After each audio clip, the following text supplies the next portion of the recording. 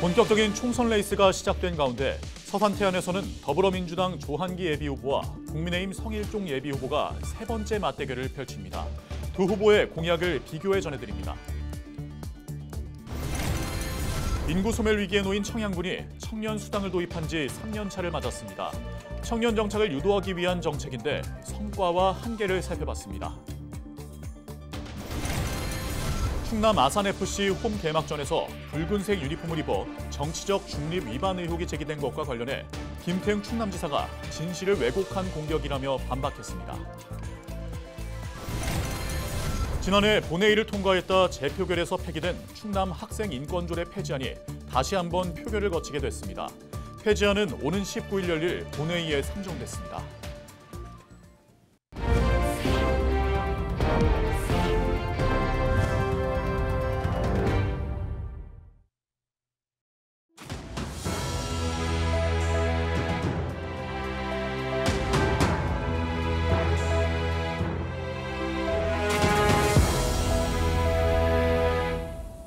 시청자 여러분 안녕하십니까? 헬로TV 충남 뉴스입니다. 총선이 점차 다가오면서 선거구별 열기가 뜨거워지고 있습니다. 특히 재대결을 펼치는 지역의 경우 경쟁이 더 치열한 상황인데요. 서산 태안 선거구에선 세 번째 재대결이 펼쳐지는 가운데 각 후보가 충남방송에 출연해 주요 현안에 대한 생각을 밝혔습니다. 정호석 기자의 보도입니다. 세 번째 맞대결을 펼치는 서산 태안 선거구의 더불어민주당 조한기 예비후보와 국민의힘 성일종 예비후보. 두 후보가 충남방송 프로그램에 출연해 지역 현안과 공약에 대한 입장을 전했습니다. 조 예비후보는 본인의 장점으로 용기와 끈기를 뽑았습니다. 또 대통령 의전비서관과 부속실장 등 다양한 경험을 강조했습니다. 일본이 후쿠시마 원전 오염수를 해양 투기한다고 했을 때 서산시청 앞에서 천막을 쳐놓고 거기서 자면서 12일간 목숨을 건 단식을 했습니다. 불의에 맞서서 싸울 수 있는 용기가 저에게 있다고 생각합니다. 성 예비후보는 자신의 장점으로 국회의원 경험과 지역민과의 소통을 뽑았습니다. 지역에서 많은 시간을 보내며 서산의료원 심대혈관센터 개소 등 다양한 성과를 냈다는 겁니다. 주말이면 저희 지역을 벗어나 본 적이 없습니다. 늘 여기 있었습니다. 발품을 통해서 꿈을 현실로 만들어냈었던 이런 것들이 저의 장점이라고 저는 생각을 하고 있습니다. 지역의 주요 현안인 서산공항 조성에 대해서는 입장 차이를 보였습니다. 먼저 조 예비후보는 서산공항 조성 사업에 문제가 있다고 말했습니다. 예산을 500억 원 밑으로 낮춰 사업을 진행하고 있는데 이 경우 제대로 된 공항시설과 부대시설을 조성하지 못하는 등 문제가 발생할 수 있다는 겁니다. 걱정되는 지점이 많습니다. 220만의 충남도민이 활용하고 해미 성지나 관광지로 찾아오는 외국인 관광객들이 왔을 때 편의시설이 태부족하면 큰일 아니겠습니까? 성 예비후보는 걱정과 달리 공항 조성 사업이 잘 진행되고 있다고 밝혔습니다. 지난해 공항 설계비가 국회 본회의를 통과하면서 올해 예산안에 반영돼 2026년 착공과 2028년 개항에 차질이 없을 거라는 겁니다. 설계비 10억이 반영이 됐습니다. 그래서 2028년도면 이제 우리 지역 주민들께서 제주도라든지 울릉도 같은 이런데 저희 지역에서 비행기를 타고 가실 수 있도록 모든 일이 아주 순조롭게 진행되고 있다 보고 드립니다. 당선 시 국회에서 제일 먼저 할 일에 대한 입장도 달랐습니다. 조 예비후보는 당선 시 가장 먼저 행정부 감시 역할을 제대로 수행하겠다고 전했습니다. 저를 국회의원 시켜주시면 윤석열 정부 일 똑바로 하도록 제대로 잘 견제하고 비판할 수 있을 것 같아요. 성 예비후보는 천수만 비지구를 중심으로 첨단 교통, 항공산업 활성화로 지역 경제를 이끌겠다고 밝혔습니다. 미래형 국제 첨단 도시를 조속하게 빨리 론칭을 해서 정말 일자리라든가 또 질 높은 이러한 생산품이 나와가지고 대한민국의 경쟁력 또 우리 지역이 세계 경제 영토를 넓혀가는데 큰 역할을 해야 되겠다. 지역 현안과 공약에 대한 두 후보의 자세한 생각은 헬로 이슈토크에서 확인할 수 있습니다. 성일종 예비후보의 방송은 13일, 조한기 예비후보의 방송은 18일에 방영됩니다. 헬로TV 뉴스 정호석입니다. 충남에서 인구가 가장 적은 곳이 어딘지 아십니까? 바로 인구 3만의 청양군입니다. 인구 소멸 위기를 맞은 청양군에서는 청년 인구를 붙잡기 위한 각종 정책을 내놓고 있는데요.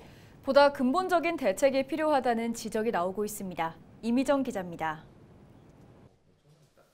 청양에서 나고 자란 김수미 씨는 지난해 1년 동안 청양군으로부터 청년수당 60만 원을 받았습니다. 청양에 사는 청년이란 이유에서입니다. 먼저 상반기 30만 원, 하반기 30만 원, 총 60만 원을 받았는데 대부분 식비로 사용했고 지난 2022년부터 청양군에서는 전국 기초지자체 최초로 지역 청년들에게 청년수당을 지급하고 있습니다.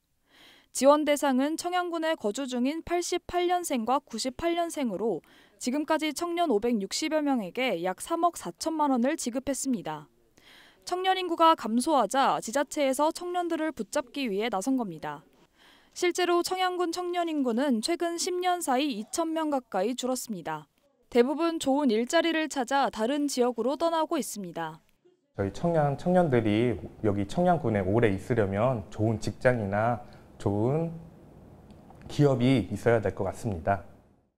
때문에 단순 현금성 지원으로는 떠나는 청년들을 붙잡기엔 한계가 있다는 지적이 나오고 있습니다.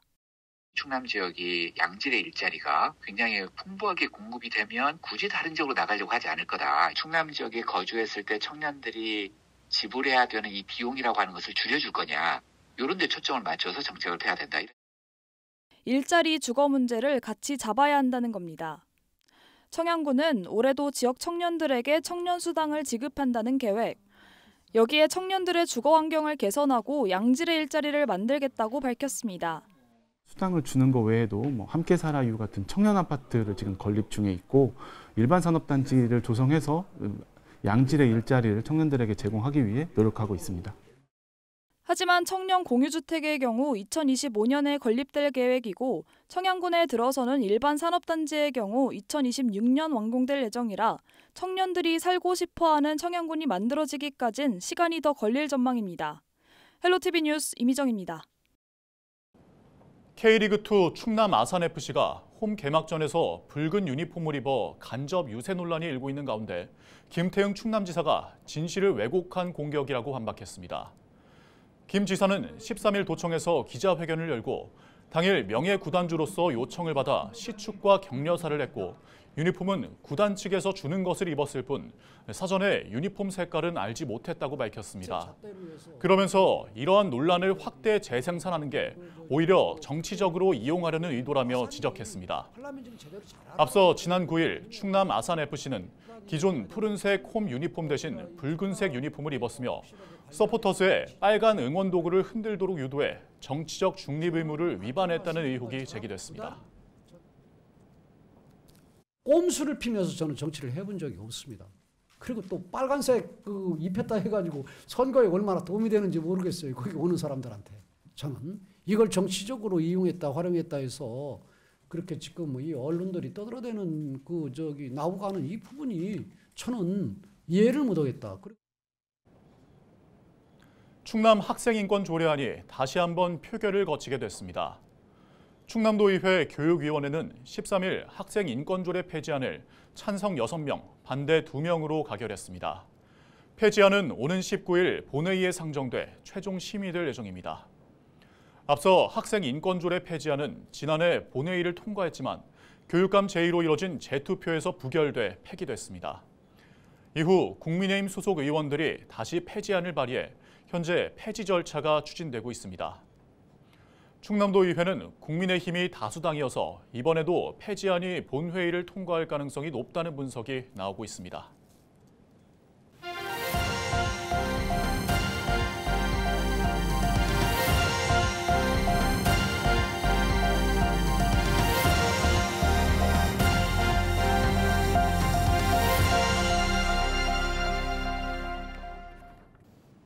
당진 시민축구단이 이번 주말 2024 K4리그 개막전을 치릅니다. 개막전은 오늘 17일 오후 3시 당진 종합운동장에서 열리며 대전 하나시티즌 B팀을 상대합니다. 축구단은 개막전을 맞아 미성년자 무료 입장과 경품 추첨, 무료 커피차 운영 등을 실시할 예정입니다. 축구단은 지난 시즌 K4리그 7위와 전국체전 축구 남자 일반부에서 금메달을 획득하는 등 좋은 성적을 거뒀습니다. 지난달 다세대 빌라 화재 현장에서 방화범을 검거한 경찰관들이 충남경찰청으로부터 표창을 받았습니다. 당진 송악지구대 2팀 소속 경찰관 4명은 지난 23일과 27일 각각 발생한 송화급 다세대 빌라 화재 현장에서 진화를 방해한 방화범을 테이저건으로 제압하고 다수의 인명을 구조했습니다. 충남경찰청은 경찰관들이 침착히 대응해 대형 인명피해를 막았다며 이례적으로 팀 전체를 포상했다고 밝혔습니다. 충남 소방이 봄철 대형 산불 발생에 대비해 다음 달까지 긴급 대응 태세에 돌입합니다. 지난해 도내에서 발생한 산불은 77건으로 1,834헥타르가 소실됐으며 이는 최근 10년간 전체 산불 피해 면적과 비슷한 수준인 것으로 집계됐습니다. 충남 소방본부는 소방호스 배낭과 산불 전문 진화차 등 산불 장비를 점검하고 시군 산불 진화대와 합동 훈련을 통해 대형 산불 발생에 대비할 계획입니다. 충남 지역 중소기업들이 충남도의 일회용품 퇴출 선언에 동참합니다. 충남도는 13일 도청 대회의실에서 충남 중소기업연합회 회장 등 지역 내 30개 중소기업 대표와 일회용품 사용 줄이기 업무 협약을 체결했습니다. 협약에 따라 각 기업은 사무공간에서 일회용품 사용을 줄이고 구내 매점과 식당 등에서는 다회용기 사용을 늘리게 됩니다. 충남도는 중소기업을 대상으로 우수사례 발굴과 개인 단체 표창 등을 지원할 계획입니다. 한편 충남도는 지난해 일회용품 사용 전면 금지 등을 통해 종이컵 61만여 개와 온실가스 2만 7천여 킬로그램 감축 효과를 냈습니다. 당진시 지역화폐인 당진사랑 상품권의 할인율이 7%로 인하됩니다. 당진시는 상품권의 할인율을 낮추는 대신 발행액을 기존보다 200억 원 더 늘리기로 했습니다. 시는 정부의 상품권 발행 지원 예산이 매년 줄고 있어 수요를 모두 충족하기 어려움이 있었다며 이번 상품권 발행액 증가로 많은 시민들이 혜택을 받았으면 좋겠다고 전했습니다. 모바일 당진사랑 상품권은 앱을 통해 충전할 수 있고 지류형 상품권은 지역은행 등에서 구입할 수 있습니다. 서산시가 과수화상병 차단을 위해 방제약제를 무상으로 공급합니다. 시는 13일 사과와 배 재배 농가를 대상으로 과수화상병 사전 예방 교육을 진행하고 약제를 무상으로 공급했습니다. 서산시는 과수화상병은 치료제가 없어 발생 시 농가에 큰 피해를 주게 된다며 철저한 관리를 통한 사전 예방을 강조했습니다. 충남도가 배출가스 저감 장치 부착 여부와 상관없이 4등급 경유차까지 조기 폐차를 지원합니다. 충남도는 올해 4등급 차량 6,500여 대와 5등급 차량, 건설기계 등 11,500여 대를 지원할 계획입니다. 또한 조기 폐차 보조금 대상 여부를 온라인으로 확인할 수 있는 시스템을 새롭게 도입했다고 밝혔습니다. 충남도가 청년 자립형 스마트팜 지원 사업 대상자를 추가로 모집합니다. 이번 사업은 스마트팜 전문 교육을 수료하거나 선도농가 경영 실습을 마친 청년 농업인의 자립을 돕기 위해 추진됩니다. 선정된 청년 농업인에게는 0.3에서 0.5헥타르 규모의 스마트팜 신축 비용 4억 5천만 원이 지원됩니다. 도는 올해 모두 10명을 지원할 계획이며 신청 기간은 오는 20일까지입니다. 충남도가 올해 유통수산물의 동물용 의약품 검사 항목을 대폭 확대했습니다. 이번 사업은 유통수산물의 안전성 강화를 위해 추진됐으며 검사 항목은 기존 42종에서 152종으로 늘어났습니다. 충남도는 동물용 의약품 검사와 더불어 중금속 등 안전성 검사를 실시하고 있습니다. 한편 충남 지역에선 지난 2021년부터 2년간 동물용 의약품 잔류 허용 기준치 초과가 3건 적발됐습니다.